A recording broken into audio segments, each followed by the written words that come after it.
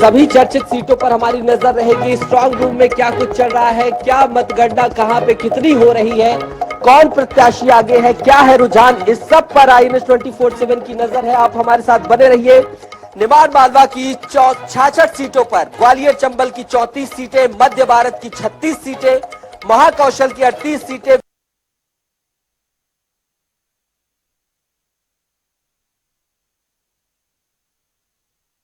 की 30 सीटें और बुंदेलखंड की 26 सीटें। इसके साथ ही इन सभी सीटों को जोड़ दीजिए तो मध्य प्रदेश की 230 सीटों पर हमारी पूरी नजर रहेगी। बात अगर छत्तीसगढ़ की सीटें, सरगुजा की 14 सीटें और बस्तर की 12 सीटें, इन सब पर भी हमारी नजर लगातार बने रहेगी। हम आपके सामने पल पल की अपडेट लेकर आएंगे। और जैसा कि हमने बताया, ये बड़ी खबर है, केदार कश्यप नारायणपुर से जो भारतीय जनता पार्टी के प्रत्याशी है, पूर्व मंत्री है, वो पहुंच गए हैं।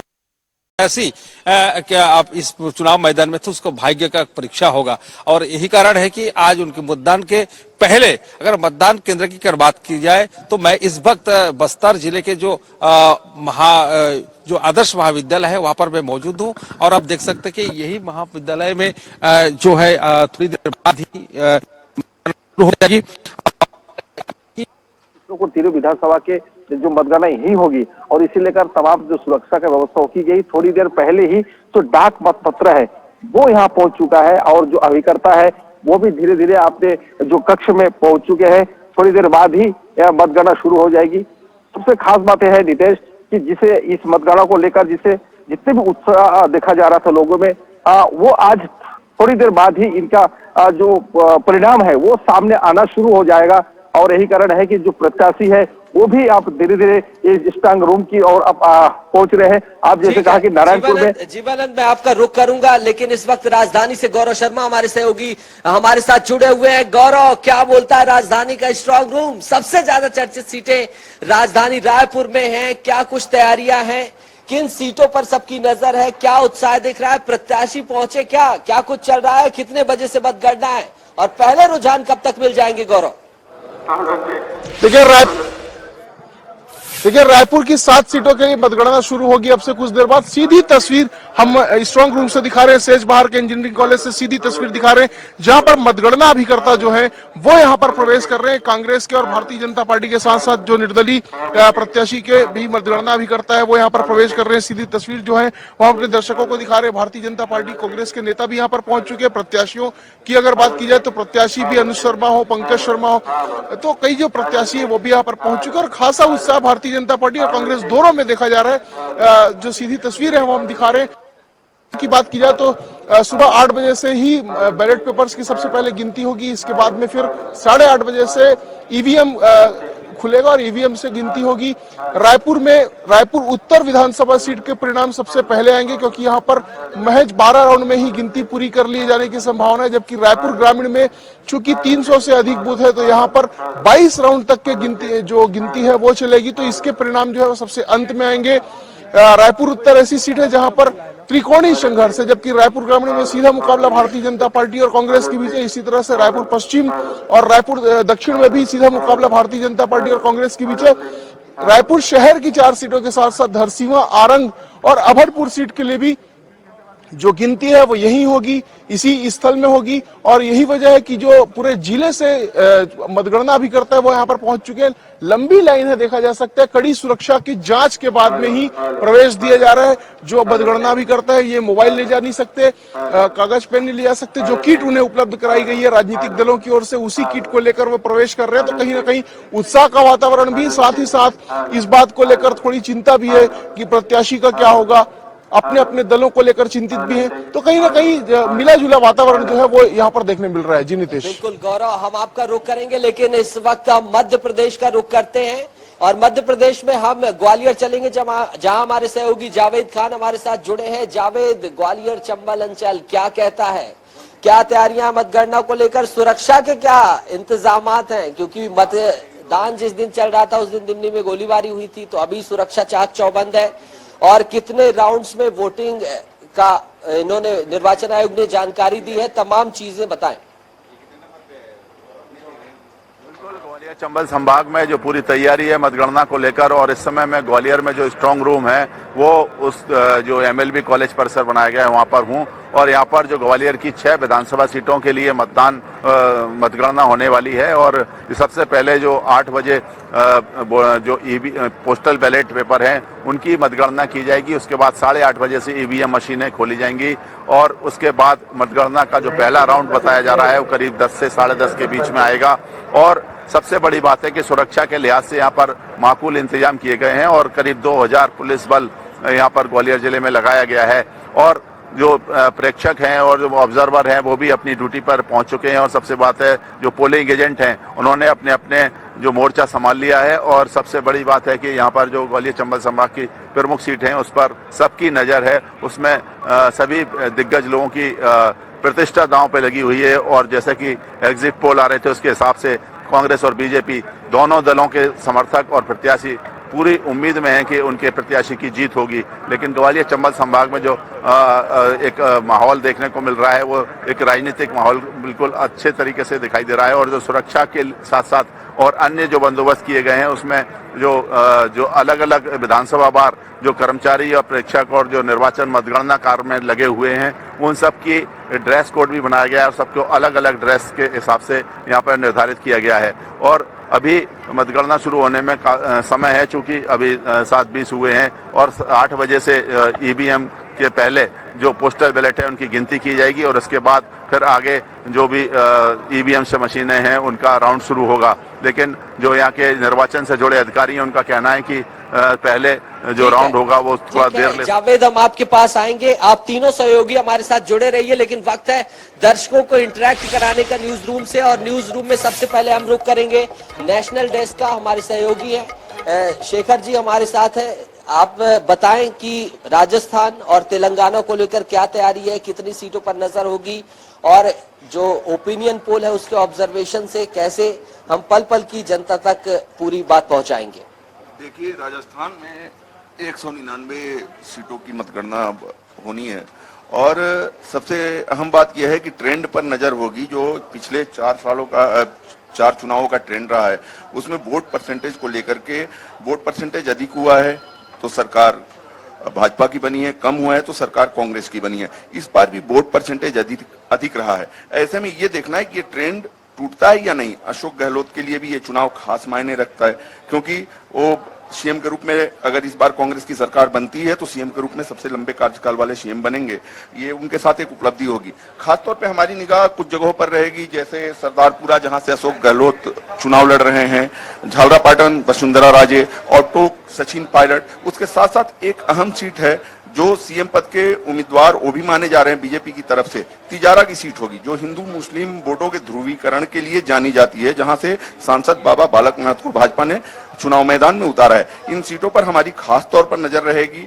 सरदार पाटन से 5 बार विधायक रह चुके हैं लगातार अशोक गहलोत सीएम।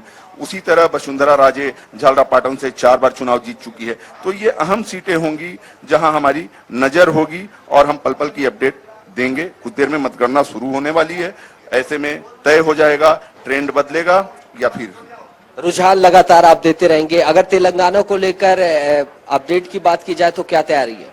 हाँ जी, तेलंगाना में 119 सीटों पर चुनाव हुए हैं, और वहां भी इस बार केसीआर उन पर निगाह रहेगी, क्योंकि लड़ाई इस बार कांग्रेस और बीआरएस के बीच मानी जा रही है। तो केसीआर इस बार 2 जगहों से चुनाव लड़ रहे हैं मुख्यमंत्री, एक गजवेल से और दूसरा कामारेड्डी से। दूसरी अहम सीट होगी चंद्रयान गुट्टा, जहां से अकबरुद्दीन ओवैसी चुनाव लड़ रहे हैं। साथ ही जुबली हिल्स, जहां हमारी नजर रहेगी, मोहम्मद अजहरुद्दीन क्रिकेटर चुनाव लड़ रहे हैं कांग्रेस की ओर से। तो इन सीटों पर हमारी नजर होगी, और ये हाई प्रोफाइल सीटें हैं जहां हम, और खासतौर पे तेलंगाना में सबसे अहम बात यह है कि इस बार कयास लगाए जा रहे हैं कि वहां सत्ता परिवर्तन हो सकता है, कांग्रेस की सरकार बन सकती है। तो इस रुझान पर हमारी नजर होगी, क्या होता है। ठीक है शेखर जी, इस वक्त हम चलेंगे महाकौशल जबलपुर में। संजय साहू हमारे सहयोगी वहां पर महत्वपूर्ण किसी प्रत्याशी के साथ खड़े हैं। संजय, आप किनके साथ हैं, और जबलपुर में मतगणना को लेकर क्या कुछ तैयारियां की गई हैं, बात करें आप। अभी हमारे साथ मौजूद है जबलपुर के उत्तर मध्य के विधायक, कांग्रेस विधायक रहे विनय सक्सेना प्रत्याशी हम उनसे चर्चा करेंगे, जानने का प्रयास करेंगे। भाई साहब, आज मतगणना का दिन है, किस प्रकार से देख रहे हैं इसको? बहुत बेहतर देख रहा हूँ, और जैसा आप सब देख रहे हैं, आप सबके चेहरे की खुशी बता रही कि आप सब कांग्रेस से जुड़ने जा रहे हैं। मध्य प्रदेश में कांग्रेस सरकार बन रही है कमलनाथ जी के नेतृत्व में, और हम लोग जबलपुर में हमारे सभी विधायक बहुत बेहतर स्थिति में हैं, और थोड़ी देर का इंतजार करिए, रिजल्ट भी सामने आएगा। लगातार एग्जिट पोल जो है वो आपके अगेंस्ट जा रहे हैं, किस प्रकार से देखते हैं? एग्जिट पोल अगेंस्ट नहीं जा रही है, ये आज तक तो क्या है, जिस चैनल को जितना बजट दिया गया उसके हिसाब से एग्जिट पोल आ रहे हैं। मेरा मानना है 4+ दिखा रहे हैं, 4- दिखा रहे हैं। जनता भी समझ गई, इसका मतलब ये कि मैं उन पे भरोसा करूँ, वरना तो उन पे भरोसा करें। जनता को अपने आप पे भरोसा है, तो जनता का भरोसा कांग्रेस के साथ। भाजपा की गेम चेंजर साबित हो रही है जो बताया जा रहा है लाडली बहना योजना, क्या लगता है आपको ये कहीं इफेक्ट डालेगी? लेकिन लाडली बहना से ज्यादा भरोसा कमलनाथ जी के वचनों पे। कमलनाथ जी का जो वचन है उससे हमारी नारी सम्मान योजना है। इन्होंने 19 साल बाद इनको याद आई लाडली बहना। माननीय कमलनाथ जी ने पहले जो नारी सम्मान योजना चालू कर रहे हैं, ये 1200 रुपए थे, वो 1500 शुरू कर रहे हैं। बहनों को भी भरोसा है कमलनाथ जी के ऊपर, अब वो मामा सुनते सुनते भी थक गए। जबलपुर की स्थिति की बात करें तो जबलपुर पिछली बार 4-4 थे, इस बार क्या 4 से ज्यादा होंगे, बहुत बेहतर होंगे, बहुत अच्छे रिजल्ट आएंगे कांग्रेस सरकार। पिछली बार की अगर हम बात करें तो पिछली बार तो फंसा हुआ पैच नजर आ रहा था, इस बार कितनी सीटें देख पा रहे हैं आप? बहुत बेहतर स्थिति है, भविष्य नहीं है, और ना ही पेटी जनता का मत है। जनमत का थोड़ा इंतजार करिए, कुछ दिन रिजल्ट आएंगे, कांग्रेस बहुत बेहतर स्थिति में रहेगी, प्रचंड बहुमत सरकार बनाएगी। तो ये तो विनय सक्सेना जिन्होंने अपनी जीत का दावा करते हुए साथ में कांग्रेस का भी दावा किया और बेहतर स्थिति में प्रदर्शन की बात की है। जी, सरकार बनने जा रही है। क्विक चाहूंगा कि आपसे क्या मतगणना को लेकर क्या तैयारियां हैं महाकौशल में, जबलपुर में खास नजर है, तुरंत बताएं कि क्या कुछ मतगणना को लेकर तैयारियां शासन प्रशासन ने कर रखी है? हलचल जो है वो शुरू हो चुकी है और स्ट्रांग रूम अब खुलने की देरी है। वो स्ट्रांग रूम बना, स्ट्रांग रूम जो डाक मत पत्र है उनकी गिनती यहाँ पर शुरू होगी और लगभग 8:30 बजे पहले एटीएम जो ईवीएम मशीन है वो निकाली जाएगी और पहले राउंड की मतगणना जो है वो 8:30 बजे शुरू होगी। तो कह सकते हैं कि 8:30 बजे तक डाक मत पत्रों की गिनती जो है वो हो जाएगी। 26 जो है केवल डाक मत पत्रों के लिए बनाई गई है और उसकी गिनती पहले जो है कराएंगे। उसके INH जनता टीवी कंट्रोल रूम से सूचना है, अब से ठीक थोड़ी देर बाद यानी आधे घंटे बाद 8 बजे चारों राज्यों में मतगणना की प्रक्रिया शुरू हो जाएगी। धन्यवाद। INH की ये सूचना 8 बजे से चारों राज्यों में मतगणना होगी। संजय, एक बार फिर से आपका रुख करूंगा। संजय, अपनी बात करें।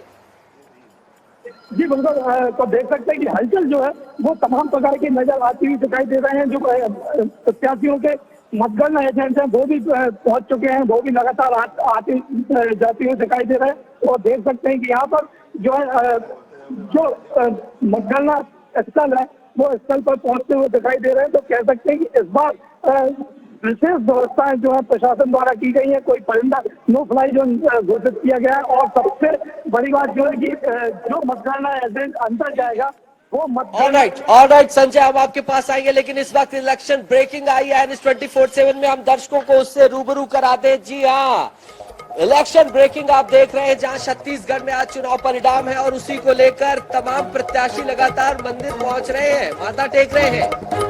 बीजेपी प्रत्याशी पुरंदर मिश्रा जगन्नाथ मंदिर पहुंचे हैं। चर्चित प्रत्याशी है पुरंदर मिश्रा और भगवान जगन्नाथ पर इन्होंने इनके पास जाकर अर्जी लगा दी है कि हे प्रभु, हे भगवान जगन्नाथ, मुझे विजय दिला दो। अब बहरहाल देखना है कि जनता जनार्दन ने इनके लिए क्या कुछ ईवीएम में कैद रखा है। क्या भगवान जगन्नाथ पहुंचने में पुरंदर ने देरी की है या फिर जनता जनार्दन पहले ही उनके लिए जगन्नाथ बन गए? ये सब कुछ स्पष्ट हो जाएगा 1 बजे तक।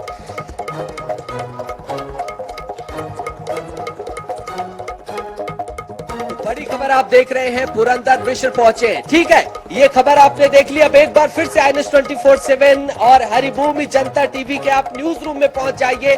हमारे सभी सहयोगी मुस्तैद हो गए हैं। जैसा कि हमने कहा था कि छत्तीसगढ़ को 5 रीजन्स में बांटा गया है, दुर्ग, सरगुजा, बिलासपुर, बस्तर, रायपुर से हम शुरू करेंगे। हमारे सहयोगी शबनम हमारे साथ है। शबनम, रायपुर को लेकर हम क्या पल पल की अपडेट देंगे? कितनी सीटें हैं, कौन कौन सी हॉट सीटें हैं, किन पर हमारी नजर रहेगी, सब कुछ बताएं दर्शकों को। रायपुर में कुल 19 सीटें हैं, जिसमें से अधिकतर हॉट सीटें, चाहे वो रायपुर पश्चिम की बात करें, रायपुर दक्षिण, रायपुर उत्तर, रायपुर ग्रामीण, सभी में हॉट सीट है। ये रायपुर दक्षिण की बात करें तो बीजेपी से बृजमोहन अग्रवाल है और कांग्रेस से रामसुंदर दास महंत है।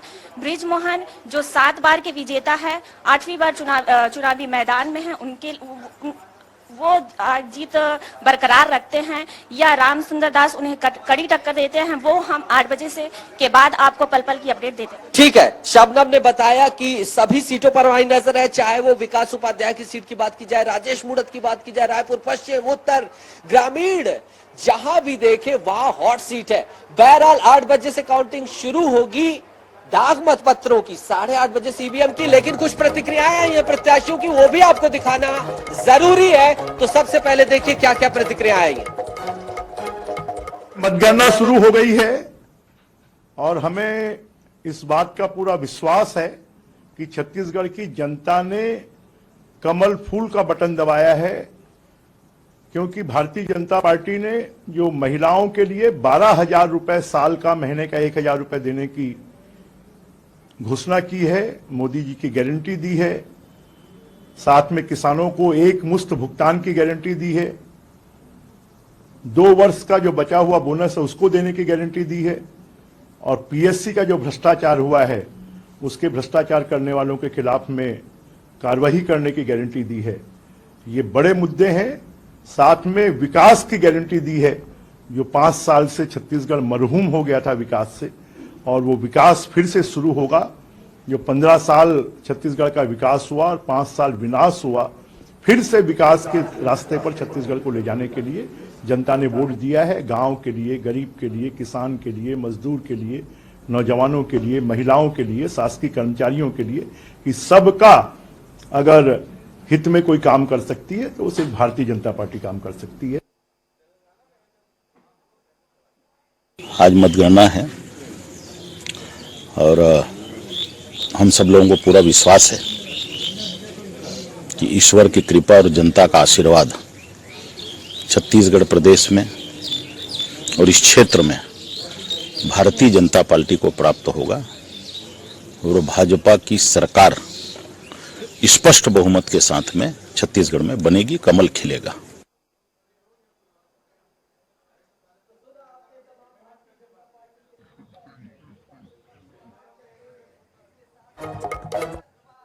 दावर नेता दावा कर रहे हैं कि कमल खिलेगा, और हमारी भी नजर है कि भैया कमल खिलेगा या फिर पंजा चलेगा।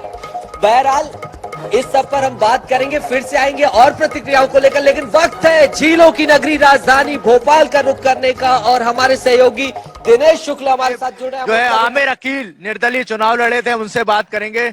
सर, आप यहाँ पर आए, क्या उम्मीद लेकर आए? उम्मीद पे दुनिया कायम है, इसीलिए आए, मतगणना में आए और इंशाल्लाह जीत के बाहर जाएंगे। क्या आपने चुनाव लड़ा, निर्दलीय लड़ा, अपने परिवार के खिलाफ होकर चुनाव लड़ा? मैंने परिवार के खिलाफ होकर नहीं लड़ा, मैंने भारतीय जनता पार्टी के खिलाफ लड़ा इलेक्शन।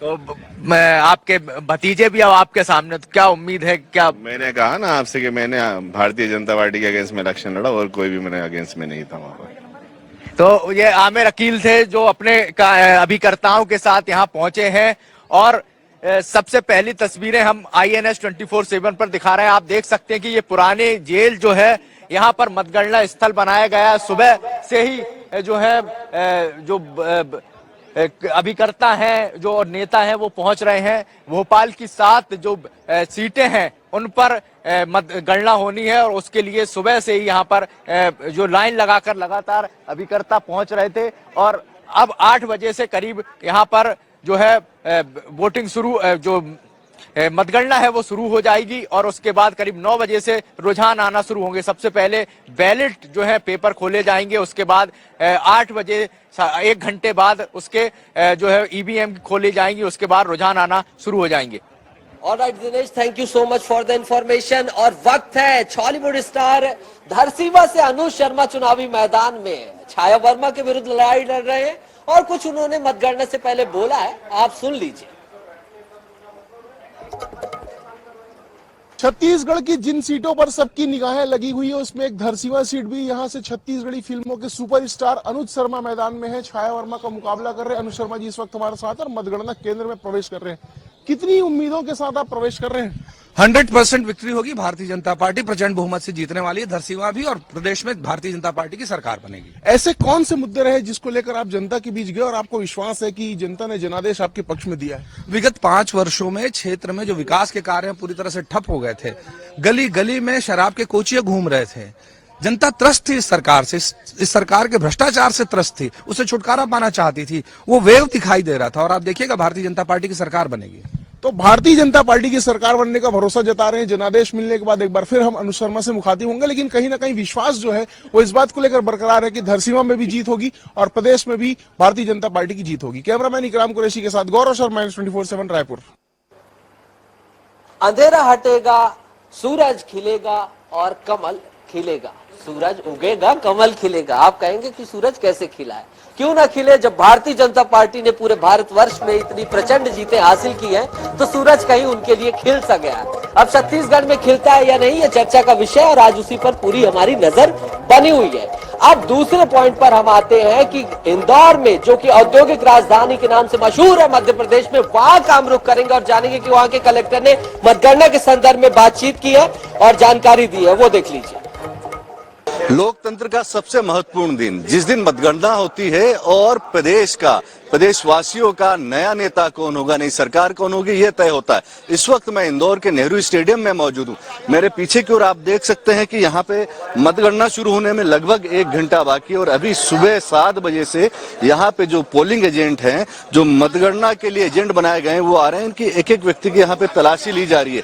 किसी को भी यहाँ पर किसी तरह का इलेक्ट्रॉनिक गैजेट लाने के लिए, वो मोबाइल हो, स्मार्ट वॉच हो या किसी भी तरह की कोई भी इलेक्ट्रॉनिक चीज लाने की मनाही है। यहाँ पे जानने की कोशिश करते हैं। जिलाधीश भी हमारे साथ इस वक्त मौजूद हैं। जिस तरीके से यहाँ पे व्यवस्था की गई है, क्या यहाँ पे व्यवस्थाओं के साथ में क्या क्या खास रहेगा, क्या महत्वपूर्ण रहेगा, एक एक अधिकारी को यहाँ पे चेक किया जा रहा है। ना सिर्फ यहाँ पे आने वाले मतगणना के लिए जो एजेंट हैं उनको चेक किया जा रहा है, बल्कि उसके अलावा यहाँ पे आने वाले हर अधिकारी को भी देखा जा रहा है, चेक किया जा रहा है। हम कोशिश करते हैं, हमारे साथ इस वक्त मौजूद हैं। महत्वपूर्ण दिन है, आज शुरू होता है कि मध्य प्रदेश की सरकार बनने का एक महत्वपूर्ण पड़ाव होता है। क्या तैयारियां हैं और क्या बैलेट पेपर की अभी यहाँ पे काउंटिंग शुरू हो चुकी है और क्या स्ट्रांग रूम खुल चुके हैं? इलेक्शन कमीशन ऑफ इंडिया का डायरेक्शन के अनुसार हम लोगों ने 3rd रैंडमाइजेशन का प्रोसेस है ना सबसे पहले आज ना कंप्लीट किए। उसके बाद है ना स्ट्रांग रूम खुलने का ना प्रक्रिया लगातार है ना चल रही है। ईवीएम के ना स्ट्रांग रूम, पोस्टल बैलेट के स्ट्रांग रूम्स है ना पॉलिटिकल पार्टीज की उपस्थिति में, उनकी कैंडिडेट की उपस्थिति, ऑब्जर्वर की उपस्थिति में ना खुला जा रहा है। 8 o'clock है ना पोस्टल बैलेट की गिनती शुरू होगी, 8:30 से ना ईवीएम की गिनती शुरू होगी। इंदौर में मिनिमम कितने राउंड है और मैक्सिमम कितने राउंड है, और शाम तक हम क्या एक्सपेक्ट करते हैं कि कब तक के रिजल्ट सारे 9 सीटों के आ जाएंगे? कुछ विधानसभा में मिनिमम है ना 14 राउंड्स है, उसका है ना मतलब हो सकता है 3 o'clock तक है ना मतलब है ना रिजल्ट्स आने की संभावना है। एंड मैक्सिमम है ना 23 राउंड्स है, उसका है ना मतलब शाम को 7-8 o'clock डिपेंडिंग अपॉन परिस्थिति के हिसाब से ना मतलब है ना रिजल्ट्स आने की संभावना। रामधारी सिंह दिनकर ने कहा था कि सबर शेष है उस स्वराज को सत्य बताना होगा, जिसका है ये न्यास उसे सत्वर पहुंचाना होगा। और अब देखना है कि जनता किसे न्यास पहुंचाती है। बहरहाल हम अपने सहयोगी का रुख करेंगे बस्तर को लेकर। हमारी कितनी सीटों पर नजर है, कितनी हॉट सीटें हैं और बस्तर को लेकर क्या कुछ जानकारी आपके पास? बेहद खास निदेश, क्योंकि बस्तर ये कहा जाता है कि अगर छत्तीसगढ़ की सत्ता को साधना है तो कहीं ना कहीं बस्तर को साधना जरूरी है। सिरमौर वही होता है जिसने बस्तर को साध लिया। और अभी हमने देखा है कि 12 की 12 सीटें कांग्रेस के खाते में, तो इस समय काफी दिलचस्प चुनावी मोर्चा, क्योंकि कई जगह जेसीसी जी समीकरण बिगाड़ रहे हैं तो कई जगह निर्दलीय हैं। और अभी हम आपको बता दें कि अभी सुबह की अगर हम कंडीशन की बात करें तो पूर्व मंत्री केदार कश्यप, जो नारायणपुर से बीजेपी के प्रत्याशी, अभी हाल ही में उन्होंने सबसे पहले गौ माता की पूजा अर्चना की और ये दिखा दिया, क्योंकि शुरुआत अगर होती है तो भगवान के आशीर्वाद से होती है। और यही वजह है कि गौ माता की पूजा के साथ शुरुआत हो चुकी है और अब यही कामना है कि जल्द से जल्द जीत हो। और दूसरी तरफ अगर हम बात करें तो कई तरह के समीकरण, चाहे वो दंतेवाड़ा की बात करें, दूर नक्सल प्रभावित क्षेत्र है, आदिवासी कई जगह पर है, और ऐसे में कहा जाता है कि आदिवासी जो है वो पूरी तरह से सक्रिय है और सत्ता की जो है वो परिवर्तन भी कर सकते हैं। तो काफी दिलचस्प इस बार दिलचस्प है और हमारी नजर बनी हुई है। बस्तर के बाद हमने कहा क्यों ना रुक कर लिया जाए सरगोजा का। सरगोजा में हमारे सहयोगी संतोष है। संतोष, क्या कहता है टीएस बाबा का गढ़? 14 में 14 क्लीन स्वीप हुई थी। सबसे पहले तो बताएं मतगणना की क्या तैयारी है और नेता क्या दावे कर रहे हैं। जी बिल्कुल, देखिए मैं अभी शासकीय पॉलिटेक्निक कॉलेज में हम चुके हैं। मेरे पीछे का आप ये नजारा देख सकते हैं, जो 3 लेयर में जो सुरक्षा कर्मी है वो यहाँ पर मौजूद है और लगातार यहाँ पर संघन जांच के बाद ही किसी भी व्यक्ति या किसी भी एजेंट या कोई भी कर्मचारी को अंदर आने दिया जा रहा है। साथ ही दूसरी बात हम करें तो पिछली 2018 की जो परिदृश्य थी उसमें कांग्रेस ने 14 के 14 विधानसभा सीटों पर कांग्रेस ने कब्जा किया था, लेकिन 2023 में वह मामला नहीं दिख रहा है। कांटे की टक्कर बताई जा रही है कई सीटों पर और उन सीटों में से एक सीट अंबिकापुर विधानसभा टीएस सिंहदेव का भी है। तो कहीं ना कहीं अब जो है 8 बजे से बैलेट पेपर की गिनती शुरू होगी, 8:30 बजे से ईवीएम मशीन की गिनती शुरू होगी और जैसे जैसे गिनती शुरू होगी और गिनती कंप्लीट होती जाएगी वैसे वैसे ही परत दर परत जो है ये तस्वीरें साफ होगी कि आखिर सरगुजा का बादशाह इस बार राजा होगा या कोई और।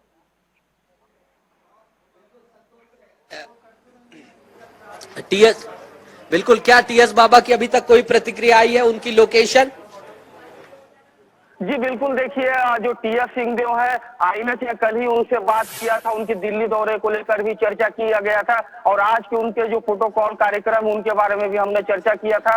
आज वो 11 बजे अपने निवास जो कोठी घर निवास है वहां से वो निकलेंगे और मां महामाया मंदिर के दर्शन करने जाएंगे। हालांकि उनके जो भतीजे हैं आदित्यवर शरण सिंहदेव वो कुछ ही देर पे पॉलिटेक्निक कॉलेज पहुंच जाएंगे और जो कांग्रेस के कार्यकर्ता जो मतगणना में जिनकी ड्यूटी लगाई। संतोष, बिल्कुल आप इसी मुस्तैदी से बने रहिए, हम आपके पास फिर आएंगे, लेकिन वक्त है न्यूज रूम में थोड़ी सी हलचल बढ़ गई है। देखते हैं ग्वालियर चंबल को लेकर हमारी सहयोगी नेहा हमारे साथ है।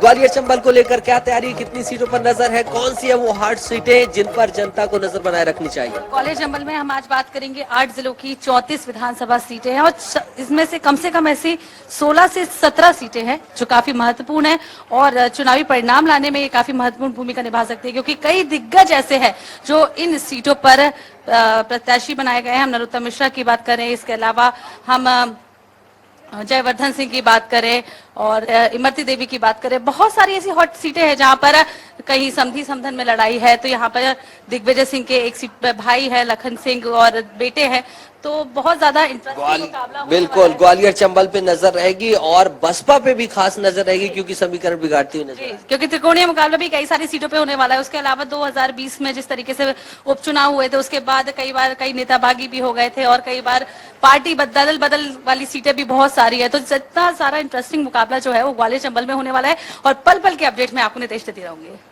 हार हो जाती अगर मान लिया जाए, जीत हो जाती अगर ठान लिया जाए। सबने जीत की ठानी थी, लेकिन एक बार स्क्रीन में वापस से, क्योंकि थोड़ी देर बाद प्रधान संपादक डॉक्टर हिमांशु द्विवेदी जी हमारे साथ जुड़ेंगे। दर्शकों, मैं आपसे रिक्वेस्ट करूंगा कि आप कहीं भी स्विच मत करिए। हम जो विश्लेषण देंगे, हम जो आपके पास अपडेट पहुंचेंगे, हमारा आपसे वादा है कि वो सबसे पहले आपके पास पहुंचेगा। एक बार फिर से इंट्रोडक्शन आपको दे देते हैं। स्क्रीन में दाईं तरफ आप छत्तीसगढ़ के 5 संभागों की सीटें भी आप डिवाइड करके आपके पास जानकारी हम पहुंचा रहे हैं। रायपुर, बस्तर, बिलासपुर, सरगुजा, दुर्ग और ओवरऑल जो 90 सीटें उनकी जानकारी आपको मिलेगी। बाईं तरफ मध्य प्रदेश को हमने 6 जोन में बांटा है, ग्वालियर चंबल, मानवा निमाड़, इसके साथ ही मध्य क्षेत्र, महाकौशल, बुंदेलखंड, विंध्य। इसी प्रारूप के साथ ही ओवरऑल 230 सीटों की जानकारी आपको मिलेगी। तेलंगाना, राजस्थान, इन 2 प्रदेशों में भी चुनाव है और महत्वपूर्ण है इनकी की जनता ने आपके पक्ष में जनादेश दिया है। देखिए, कमल फूल में लक्ष्मी विराजमान होती है और छत्तीसगढ़ को धन संपत्ति की आवश्यकता है। कांग्रेस सरकार कर्जा में डुबा दी है, इसलिए भगवान भी चाहते हैं कि लक्ष्मी जी विराजमान हो और लक्ष्मी जी कमल में बैठते हैं। नहीं, लेकिन उन्होंने न्याय योजना के तहत सबको लक्ष्मी दी, सबको पैसा मिला, तो आप क्या अपने मुद्दे लेकर गए उत्तर की जनता के बीच? देखो, हमारे मुद्दे एक ही मुद्दा है, नरेंद्र मोदी जी प्रधानमंत्री जी हैं और वो भारत को विश्व गुरु बनाना चाहते हैं। सनातन धर्म को आगे रखकर, हिंदू धर्म को आगे रखकर वो देश को सेवा करना चाहते हैं।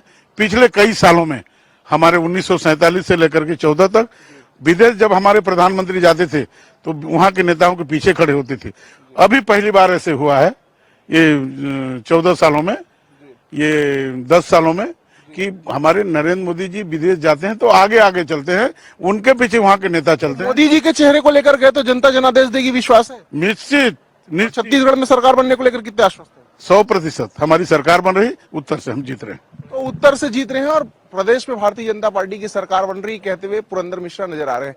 कितना दावा सच है ये तो परिणाम बताएगा। कैमरामैन इकराम कुरैशी के साथ गौरव शर्मा, -24/7 रायपुर। तो अपनी अपनी जीत का दावा कर रहे हैं तमाम प्रत्याशी। बहरहाल आपको इलेक्शन ब्रेकिंग में रायपुर से खबर बता दे, जहां स्ट्रांग रूम खुल गए हैं। जी हाँ, स्ट्रांग रूम खुल गए और सभी प्रत्याशी पहुंच गए हैं, टकटकी लगाकर बैठ गए हैं कि कहीं कोई गड़बड़ ना हो जाए, सब कुछ साफ तरीके से चले। और INS 24/7 भी पहुंच गया, हमने भी टकटकी लगा दी है कि आप तक कुछ ना छूटे। तो हमारे साथ बने रहिएगा। हम एक बार फिर से अपनी बात पे आते हैं। मध्य प्रदेश की 230 सीटों को लेकर हमने 6 सेक्टर्स में सीटें विभाजित की है। मध्य क्षेत्र, महाकौशल, बुंदेलखंड, विंध्य, ग्वालियर, चंबल, मालवा, निमाड़, ये 6 जोन्स में आपको जानकारी अपनी टीवी स्क्रीन पर बाईं तरफ मिलेगी। इसके साथ ही आपको जानकारी पूरी 230 विधानसभा सीटों की भी मिलेगी। हमारे सहयोगी विंध्य को लेकर जुड़े हैं, हम रुक करेंगे संदीप सर का और जानेंगे कि विंध्य को लेकर क्या तैयारी है, कौन सी हॉट सीटें, किन पर हमारी नजर है। जी, विंध्य क्षेत्र में कुल 30 सीटें हैं। इसमें से आधा दर्जन से ज्यादा संभवतः 8 सीट हॉट सीट के रूप में हम ले सकते हैं। इसमें जैसे सतना है, सतना से गणेश सिंह सांसद हैं, ये चुनाव मैदान में है। यहाँ पर यादवेंद्र सिंह की सीट है नागौद। मैहर से नारायण त्रिपाठी जो पहले बीजेपी में थे, उन्होंने इस्तीफा देकर अपनी अलग पार्टी बना ली है, विंध्य जनता पार्टी। तो उनके कैंडिडेट बाकी सीटों पर हैं। इस चुनाव में ये समझ में आएगा, ये पता चलेगा कि आखिर उनकी बगावत का क्या असर पड़ता है। इसी तरह यहाँ से अजय सिंह राहुल, पूर्व नेता प्रतिपक्ष मध्य प्रदेश के, ये चुनाव मैदान में है। इनके अलावा विधानसभा अध्यक्ष गिरीश गौतम हैं। गिरीश गौतम देवतालाब से चुनाव लड़ रहे हैं। इसके अलावा रीमा, जो लंबे समय से बीजेपी के कब्जे में रही है, यहाँ से राजेंद्र शुक्ल मैदान में है। नागेंद्र सिंह गुड़ से हैं, बीजेपी के कैंडिडेट हैं। तो इस तरह से तमाम हॉट सीटें और इन पर नजर है। दोस्तों, मध्य प्रदेश के संदर्भ में अगर बात करें तो इस बार की सत्ता जो बनने की बात कही जा रही है वो 2 अंचलों से कही जा रही। विंध्य, जहां से 2018 के चुनाव में भारतीय जनता पार्टी ने हासिल की थी 30 में से 24 सीटें। दूसरी महाकौशल की बात की जाए, इन 2 गढ़ पर विशेष फोकस है कांग्रेस का, क्योंकि पिछली बार 114 सीटें, 2 सीटें वंचित रह गई थी कांग्रेस पार्टी और बाद में सिंधिया के जाने से तो हाल बेहाल हो गया। वो सिर्फ और सिर्फ विंध्य और महाकौशल की कमजोर कड़ी के कारण ही हुआ था। बहरहाल देखना है कि इस बार जनता किसको क्या फैसला देती है, कितनी सीटें विंध्य में कांग्रेस पार्टी हासिल कर पाती है और इन सभी सेक्टर्स पर। बहरहाल हम एक बार फिर से अपने मुख्य विषय में आते हैं। तो इस तरह से तमाम जो सेक्टर वाइज हैं, ये आपको टीवी स्क्रीन पर जानकारी मिलती रहेगी। ऊपर नेशनल डायस्पोरा के हिसाब से बात की जाए तो राजस्थान और तेलंगाना की आपको जानकारी मिलेगी और नीचे हम बात करेंगे चर्चित चेहरों की। जी हाँ, जैसे कि बुधनी में शिवराज सिंह चौहान बनाम विक्रम मस्ताल की लड़ाई है, दतिया में नरोत्तम मिश्रा बनाम राजेंद्र भारती की लड़ाई है, रहली में गोपाल भार्गव बनाम ज्योति पटेल की लड़ाई है, सुर्खी में गोविंद राजपूत बनाम नीरज शर्मा की लड़ाई है। तो कौन मंत्री की कहां किससे लड़ाई है, कौन सी चर्चित सीटें हैं, इन सब पर भी हमारी नजर रहेगी। एक बार रिकॉल करा देते हैं, आपको एग्जिट पोल की तरफ लेकर आते हैं और घोषणा दोस्तों के साथ दोस्ती करने का रिवाज जो है वो कायम रह रहा है। सच्चाई जो है जनता ने जमीन पे दिखाई। कोई भी रिपोर्टर जो जमीन पर गया है वो अपने सीधे पे हाथ रख के कह दे कि ये जो दिख रहा है एग्जिट पोल में वो एग्जैक्ट पोल है या नहीं है। लेकिन खैर अभी ज़्यादा समय बचा नहीं है, किसी के बारे में क्या कहना। अभी जनता ने जो कहा है वो 12 बजे तक साफ हो जाएगा। लेकिन अतुल जी, एक बड़ी बात यह है कि शुरुआत जो होती है वो बैलेट पेपर से होती है और बैलेट पेपर जो है वो गवर्नमेंट सर्वेंट का वोट माना जाता है। तो क्या माना जाए कि आपकी ओपीएस की स्कीम अगर काम कर रही है तो आप बैलेट पेपर में तो ही आपको रुझान मिल जाएगा। बैलेट पेपर में रुझान अभी हर जगह रुझान मिलेगा, क्योंकि जिस तरह की वेव जमीन पर थी, जिस तरह का समर्थन राहुल जी के नेतृत्व को भारत जोड़ो के बाद मिलना शुरू हुआ है और जिस तरह से उनके बातों पे लोगों को विश्वास है, एक ईमानदार नेता जो हो सकता है वो कहने वाला। लगभग 7 मिनट बाद मतगणना शुरू हो जाएगी। स्ट्रांग रूम खुल गए हैं, ताले खोल दिए गए हैं, सील जो बंद थी वो खोल दी गई है। सील जो लगाई गई थी मतदान के बाद कि देख लीजिए ये चस्पा हम कर रहे हैं, खोलेंगे आज, और आज वो दिन आ गया है। 7 मिनट बाद मतगणना शुरू हो जाएगी और सबसे पहले डाक मतपत्रों की गणना होगी। लगभग 8:30 बजे तक डाक मतपत्रों की गणना हो जाएगी। कहीं कुछ विलंब भी हो सकती, कहीं कुछ जल्दी भी हो सकता है। INH जनता टीवी कंट्रोल रूम से सूचना है, अब से कुछ देर बाद चारों राज्यों में मतगणना की प्रक्रिया शुरू हो जाएगी। धन्यवाद। INH जनता कंट्रोल रूम से नई इंफॉर्मेशन आई है, अब से कुछ देर बाद चारों राज्यों में मतगणना शुरू हो जाएगी। और हम एक बार जैसे कि मतगणना शुरू हो उससे पहले थोड़ा सा एग्जिट पोल की बात कर लेते हैं और दूसरी बात घोषणा पत्र की, क्योंकि मध्य प्रदेश हो या छत्तीसगढ़ यहाँ घोषणाओं का प्रमुख। लेकिन पुरंदर मिश्रा कुछ कह रहे हैं, वक्त है, रायपुर से प्रत्याशी हैं, उनके पास ले चलते हैं आपको।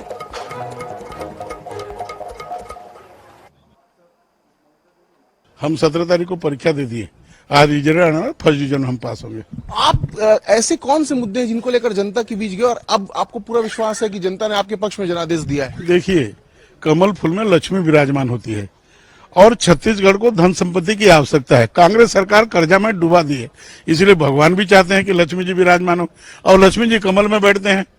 नहीं, लेकिन उन्होंने न्याय योजना के तहत सबको लक्ष्मी दी, सबको पैसा मिला, तो आप क्या अपने मुद्दे लेकर गए उत्तर की जनता के बीच? देखो, हमारे मुद्दे एक ही मुद्दा है, नरेंद्र मोदी जी प्रधानमंत्री जी हैं और वो भारत को विश्व गुरु बनाना चाहते हैं। सनातन धर्म को आगे रखकर, हिंदू धर्म को आगे रखकर वो देश को सेवा करना चाहते हैं। पिछले कई सालों में हमारे 1947 से लेकर के 14 तक विदेश जब हमारे प्रधानमंत्री जाते थे तो वहां के नेताओं के पीछे खड़े होते थे। अभी पहली बार ऐसे हुआ है ये 14 सालों में, ये 10 सालों में, कि हमारे नरेंद्र मोदी जी विदेश जाते हैं तो आगे आगे चलते हैं, उनके पीछे वहां के नेता चलते हैं। मोदी जी के चेहरे को लेकर गए तो जनता जनादेश देगी, विश्वास है? निश्चित। छत्तीसगढ़ में सरकार बनने को लेकर कितने आश्वस्त हैं? 100% हमारी सरकार बन रही, उत्तर से हम जीत रहे हैं। तो उत्तर से जीत रहे हैं और प्रदेश में भारतीय जनता पार्टी और जिन परिस्थितियों को और जो विकास के दृष्टिकोण को देख के जो लोगों ने वोट किया है वो भाजपा के पक्ष में वोट किया है। आपने सुना सभी प्रत्याशियों के अपने अपने दावे। कोई कह रहा है कमल खिल रहा है, कोई कह रहा है कि भारतीय राष्ट्रीय कांग्रेस जीत रही है। बहरहाल हम एक बार फिर से आपको रिकॉल करा देते हैं कि एग्जिट पोल आए थे। एग्जिट पोल यानी कि मतदान डालने के बाद जो रुझान मिलते हैं उन्हें एग्जिट पोल कहते हैं। एग्जिट पोल के तहत मध्य प्रदेश में कई जो एग्जिट पोल करने वाली एजेंसियां थी उन्होंने अप्रत्याशित रूप से सफलता दी है भारतीय जनता पार्टी को। कुछ ने कांग्रेस के चेहरे पर ताज सजवाने की ठानी है। बहरहाल इनकी सत्यता भी आज स्पष्ट हो जाएगी। इंडिया टुडे एक्सेस माई इंडिया ने भारतीय जनता पार्टी को 151, कांग्रेस को 79 और अन्य को 3 सीटें दी हैं। अगर बात की जाए टाइम्स नाउ ETG की, इसने 111 सीटें भाजपा को, 117 कांग्रेस को, 3 अन्य को दी हैं। न्यूज 24 टुडे चाणक्य 2 की 2014 से चर्चित है, उसने 151 सीटें भारतीय जनता पार्टी को मध्य प्रदेश में, 74 सीटें कांग्रेस को और 5 अन्य को देने की बात कही है। इसके साथ ही दैनिक भास्कर ने 105 बीजेपी को, 112 कांग्रेस को और 0 किसी अन्य को हंग असेंबली की बात की है। ये ओपिनियन पोल कह रहे हैं इनकी सत्ता होगी। लेकिन इसी बीच रायपुर से बड़ी खबर आ रही है, उसका रुख करेंगे। रायपुर से बड़ी खबर है, रिजल्ट ब्रेकिंग। रायपुर में स्ट्रांग रूम खुल गया है और स्ट्रांग रूम टेबल तक सभी डाक मत पहुंचा दिए गए हैं, पेटी से निकाल दिए गए हैं, बंडलिंग कर दी गई है पहले ही। अब उस बंडलिंग को खोला जाएगा, ओपन किया जाएगा और सभी जो परिणाम है उसे सामने रखे जाएंगे। तो टेबल तक डाक मतपत्र पहुंच गए हैं। सबसे पहले सबसे तेज INS 24/7 ने आपको जानकारी दे दिया है। गौरव शर्मा हमारे सहयोगी जुड़ गए हैं। गौरव, डाक मतपत्र टेबल तक पहुंच गए, कितने डाक मतपत्र हैं? देखिए, रायपुर की सारी सीटों के लिए स्ट्रांग रूम खुल गया और स्ट्रांग रूम से जो डाक मत पत्रों को टेबल तक पहुंचाने की प्रक्रिया पूरी की गई।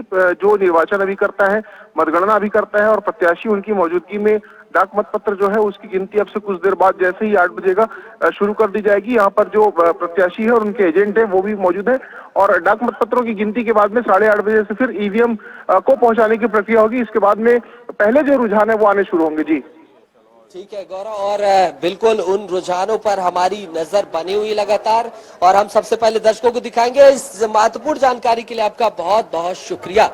हम रुख करेंगे बिलासपुर संभाग का। हमारी सहयोगी हमारे साथ हैं। बिलासपुर संभाग को लेकर कौन सी चर्चित सीटें, कितनी सीटों पर हमारी नजर है, बताएं।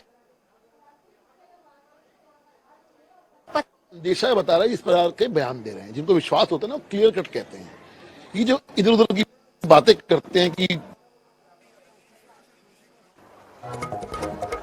ठीक है, एक बार फिर से हम लगातार ये प्रतिक्रिया आती रहेंगी तमाम प्रत्याशियों की, हम आपको लगातार दिखाते रहेंगे। थोड़ी देर से प्रधान संपादक डॉक्टर हिमांशु द्विवेदी हमारे साथ जुड़ने वाले हैं, जो आपको विश्लेषण के एक नए आयाम तक ले जाएंगे। इसके साथ ही तमाम दलों के जो प्रवक्ता हैं वो भी हमारे साथ जुड़ेंगे, प्रत्याशी खुद जुड़ेंगे, जिनके सर जीत का सेहरा सजेगा वो सब भी जुड़ेंगे, सीएम जुड़ेंगे, तमाम प्रवक्ता जुड़ेंगे। सबकी प्रतिक्रियाएं इसी चैनल में आप देखेंगे, इसीलिए लगातार बने रहें। हम एक बार फिर से रुक करते हैं बिलासपुर का। बिलासपुर को लेकर कितनी सीटें हैं, किन सीटें पर हमारी नजर है, हमारी सहयोगी जानकारी आपको देंगी।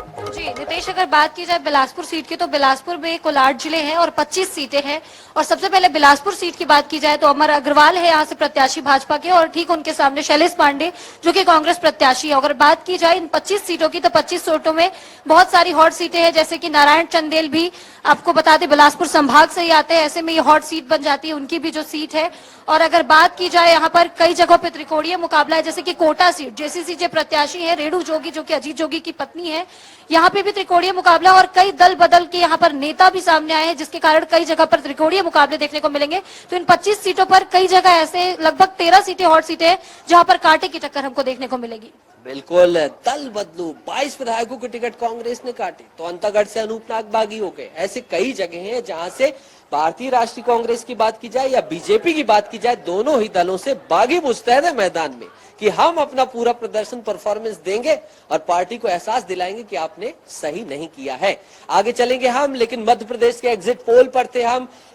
कई आरंग प्रत्याशी गुरु खुशवंत से बात की हमारे सहयोगी ने, पहले वो सुन लीजिए फिर हम छत्तीसगढ़ के एग्जिट पोल की तरफ जाएंगे।